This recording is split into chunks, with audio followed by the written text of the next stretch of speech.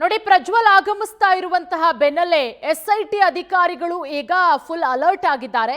ಮಾಜಿ ಸಚಿವ ಎಚ್.ಡಿ. ರೇವಣ್ಣ ನಿವಾಸಕ್ಕೆ ಎಸ್ಐಟಿ ಅಧಿಕಾರಿಗಳು ಭೇಟಿ. ಒಂದು ಕಡೆ ಪ್ರಜ್ವಲ್ ಆಗಮಿಸ್ತಾ ಇದ್ದಾನೆ, ನಾಳೆ ಫ್ಲೈಟ್ ಟಿಕೆಟ್ ಕೂಡ ಬುಕ್ ಆಗಿದೆ. ಮಾಜಿ ಸಚಿವ ಎಚ್.ಡಿ. ರೇವಣ್ಣ ನಿವಾಸಕ್ಕೆ ಎಸ್ಐಟಿ ಭೇಟಿ. ಬೆಂಗಳೂರಿನ ಬಸವನಗುಡಿಯಲ್ಲಿರುವಂತಹ ರೇವಣ್ಣ ನಿವಾಸಕ್ಕೆ ಎಸ್ಐಟಿ ಅಧಿಕಾರಿಗಳು ಭೇಟಿ. ಸ್ಥಳ ಮಹಜರು ಮಾಡೋದಕ್ಕೆ ಆಗಮಿಸಿರುವ ಎಸ್ಐಟಿ ಅಧಿಕಾರಿಗಳು.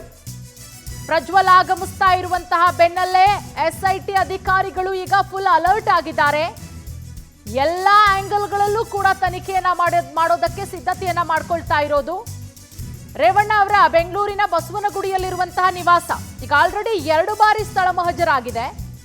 ಈಗ ಮತ್ತೊಮ್ಮೆ ಸ್ಥಳ ಮಹಜರನ್ನ ಮಾಡೋದಕ್ಕೆ ಎಸ್ಐಟಿ ಅಧಿಕಾರಿಗಳು ಈಗ ಆಗಮಿಸಿದ್ದಾರೆ.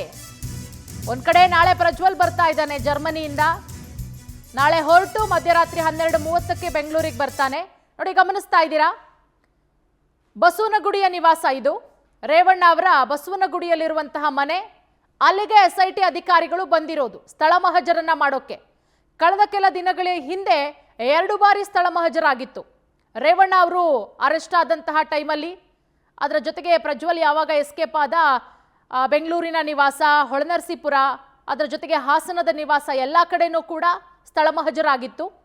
ಈಗ ಮತ್ತೊಮ್ಮೆ ಬೆಂಗಳೂರಿನ ಬಸವನಗುಡಿಯಲ್ಲಿರುವಂತಹ ರೇವಣ್ಣ ಅವರ ನಿವಾಸಕ್ಕೆ ಎಸ್ಐಟಿ ಭೇಟಿ ಕೊಟ್ಟಿರೋದು ಗಮನಿಸ್ತಾ ಇದ್ದೀರಾ.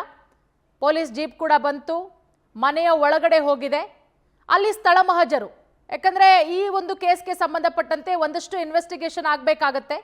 ಹಾಗಾಗಿ ಸ್ಥಳ ಮಹಜರಿಗೆ ಬಂದಿರೋದು ಎಸ್ಐಟಿ ಅಧಿಕಾರಿಗಳು.